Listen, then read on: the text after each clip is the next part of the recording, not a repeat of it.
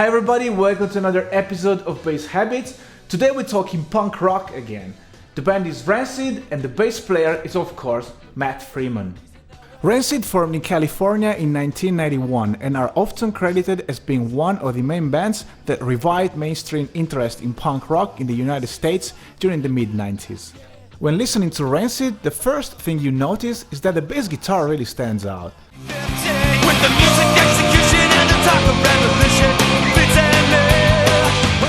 This is partially due to the fact that the bass is very loud in the mix and that it has a very trebly and standout sound, but that's not the only reason. Matt Freeman's playing style is considered atypical in the punk rock world, due to his frequent use of scales and arpeggios instead of motoring through a chord progressions through its notes as is typical of punk bass playing. But there's another thing. In Rancid, the guitars play power chords pretty much all the time, and if you pay attention to the vocal lines, you'll see there's not much melody going on. In fact, in many songs, the vocal parts revolve around only one note. If you wanna make a move and then you better come in. It's just ability, that reason that we're so thin. Living and dying and The result is that the bass guitar is the element that pretty much carries on all the melody in the music of Rancid. So let's go through a few points that define the style of Matt Freeman. Number 1, play super fast eighth notes runs. Eighth notes runs are very common in punk music, but Rancid have very fast tempos and the bass never has a rest, blasting a wall of eighth notes pretty much all the time. here we go.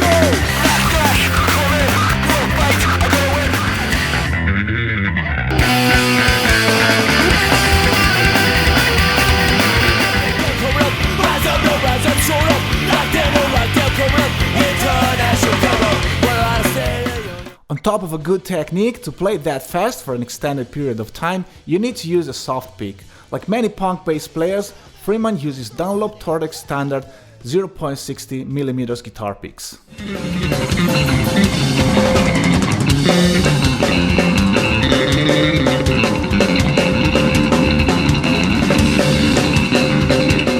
Number 2, change your picking area during the song. Most punk players pick at the bridge to get the bright tone typical of the genre. But one very interesting thing about Matt Freeman is how he changes the picking area within the same song, picking over the bridge for simpler parts, normally verses, and then moving next to the neck for arpeggios or more articulated parts. Not only he changes the picking area, but he also goes back and forth between down picking and alternate picking. Check it out.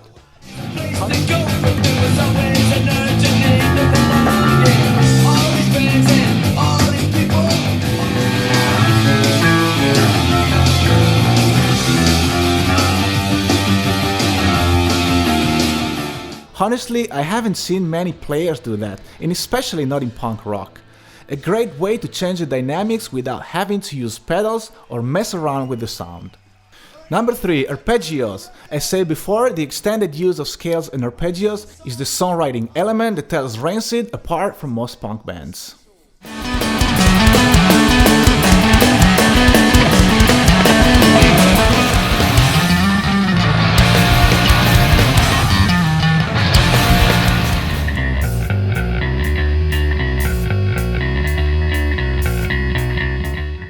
Number 4, motifs. Many Rancid bass lines are constructed repeating the same figure, or motif, on different points of the neck. For example, one octave below, like radio. When I cut the music, I got a place to go. Or 1/5 below, like new dress. Oh no, no, no. Or like Hoover Street, 1/5 and 1/4 below.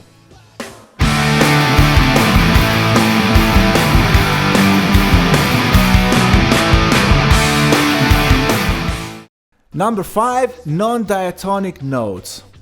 Another interesting thing about Matt Freeman is the way he underlines the third using non-diatonic notes. Highlighting the third is a pretty common trick in punk music, but Freeman takes it to another level.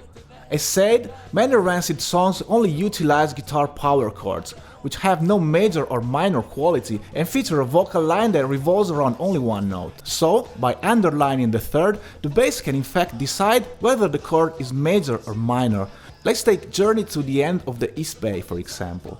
Freeman hits the major third of each chord of the opening riff.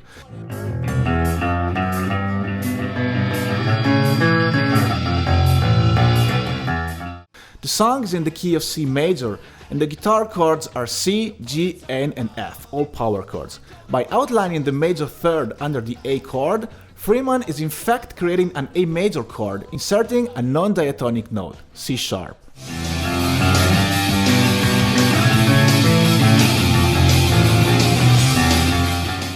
Another example is Time Bomb. The song is in the key of A, but in the chorus the bass hits a G under an E power chord, creating an E minor chord which doesn't belong to the key of A. It's another non-diatonic moment that really gives a nice twist to the whole chorus.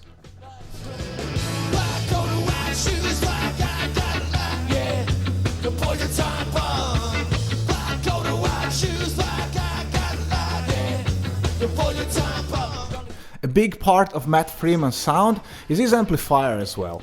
Matt usually plays SVTs, but recently he switched to the new Fender Bassman amps. So you really need a good amp to get a good Freeman sound. Push all the tubes and crank the gain to get some serious attack. A little boost to the mid-range and using new strings will help. Matt Freeman is definitely a big name when talking about punk bass. On top of having the sound and the attitude, he also adds some nice colors to the music of Rancid. And according to many, he is the best punk bass player ever. The greatest fucking bass player in the world right there!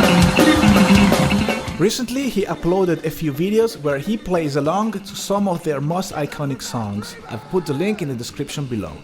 Don't forget to leave a comment to let me know what you think about Freeman. Please subscribe and follow me on Instagram.